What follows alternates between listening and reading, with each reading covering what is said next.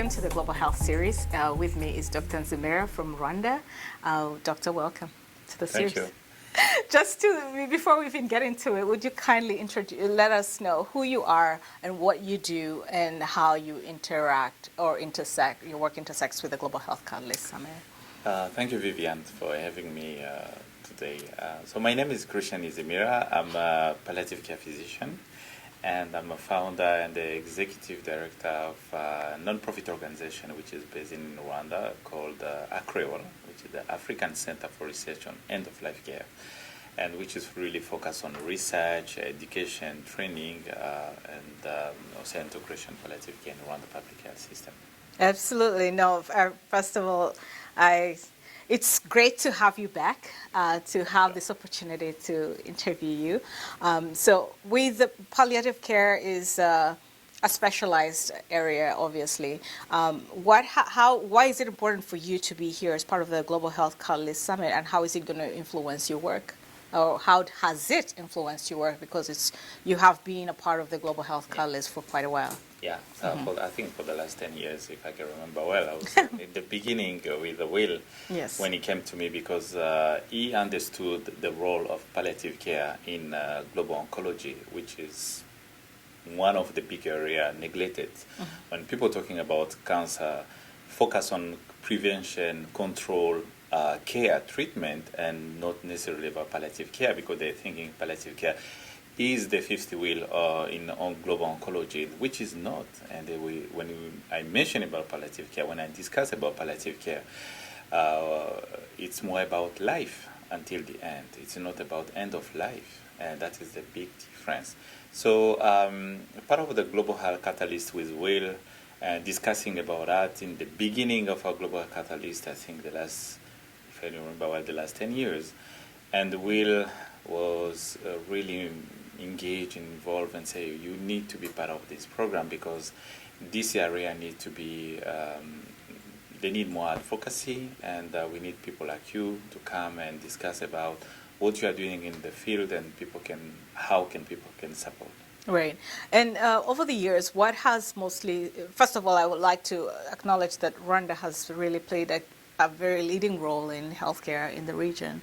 And, as observers, we are very encouraged by a country that has gone through so much, doing so much, and really taking on that lead role. So kudos to you and your country. Kudos to the leadership of the country. Right.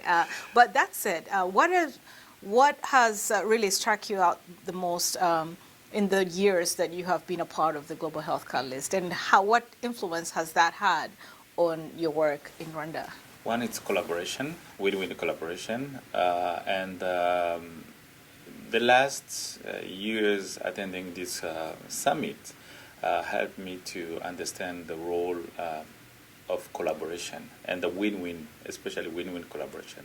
Sometimes we have a collaboration, but it could be different, especially when people want to come with their own idea without understanding the local context. This is not collaboration. I think there is an appropriate vocabulary for that. But when you say collaboration and it's a win-win collaboration, that means first the mutual understanding, exchange experiences, and the area of discussion is really clear on both parties. And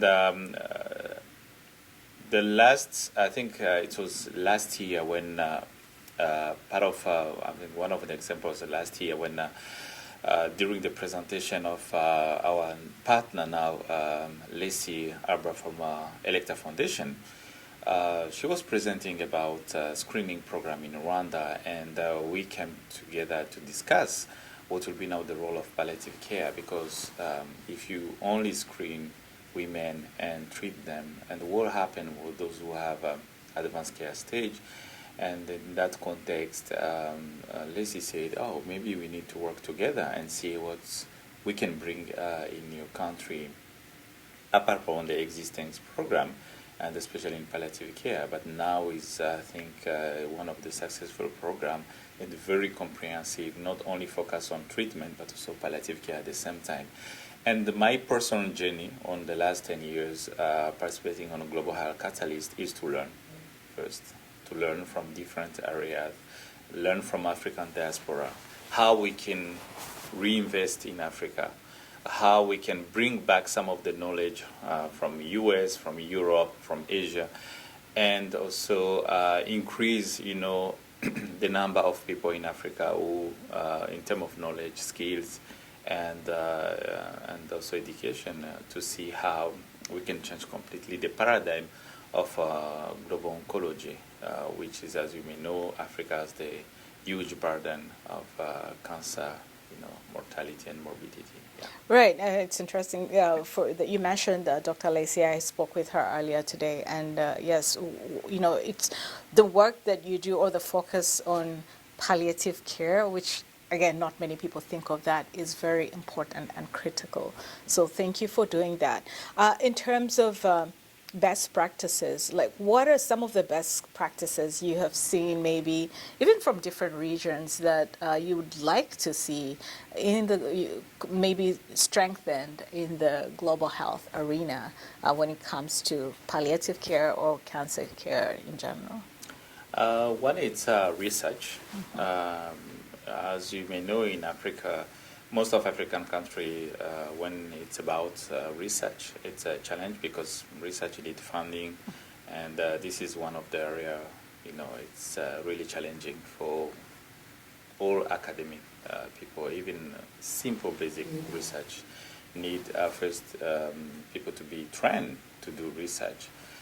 And that's especially in the US and in Europe. I'm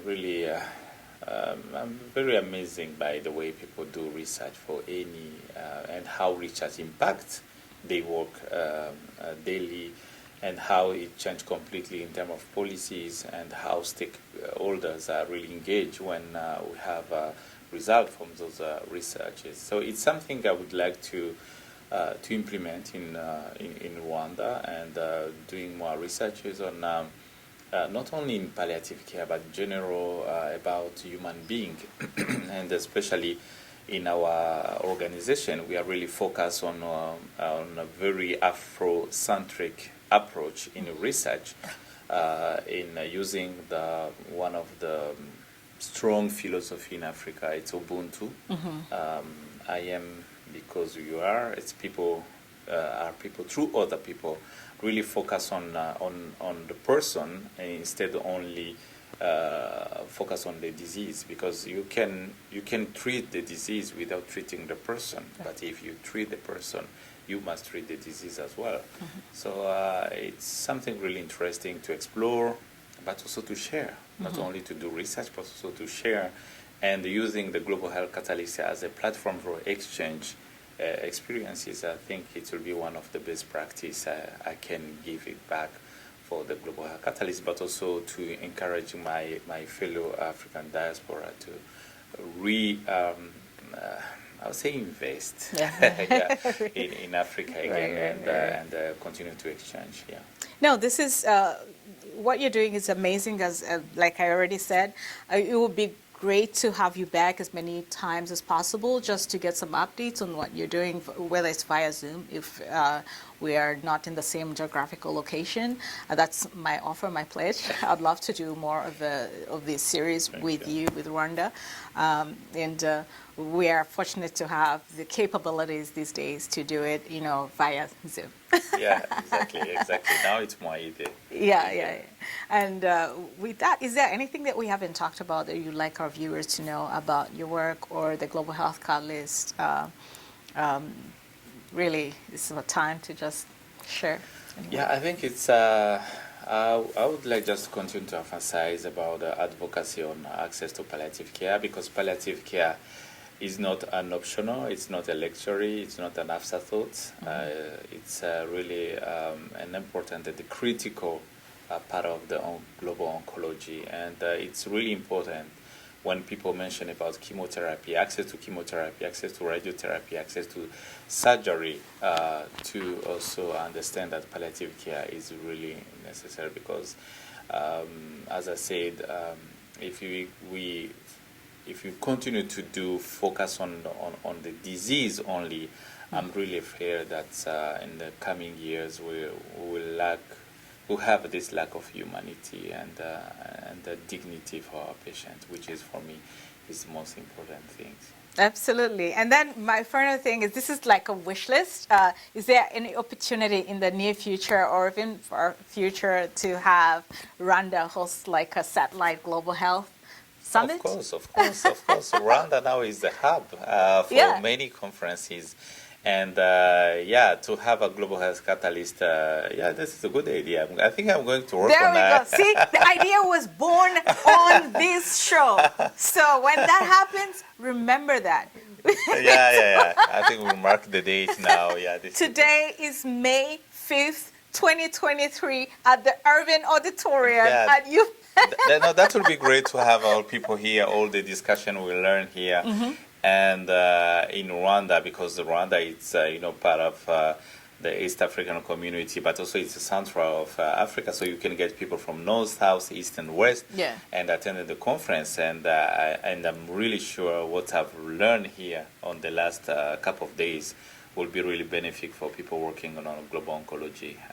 Right. So the reason I even mentioned that is because over the years, the Global Health Catalyst has had satellite events in the different regions of the world, Asia, Europe, Africa. So it would be nice to have it back home in East Africa. Good idea. I'm going to work on it. There we go. We have pitched the idea. So East Africa, watch out. We're coming with a Global Health Catalyst. Yeah, thank you. No, but with that, really, I want to say thank you for making the time to speak. Thanks for all the work that you do. I am super proud to just be sitting next to a brother from Africa, and for all the work that you're doing, not only for Africa, because your experience is being shared with the Western world and is being used in the Western world. So thank you. Yeah, thank you. And I hope next time we are working now to publish a book about the experiences of palliative care in Rwanda. And I hope that will be helping people to understand that palliative care can be, customized from one setting to another setting. And we have our particularity, and which is totally different in US, but it's so an opportunity to learn from each other. Absolutely. And that I think is it's something really interesting. Yeah? Well, again, thank you so much, Thank Dr. you, Christian. Yeah. And to our viewers, look out for more videos on global health highlights. Thank you for watching for now. Till next time.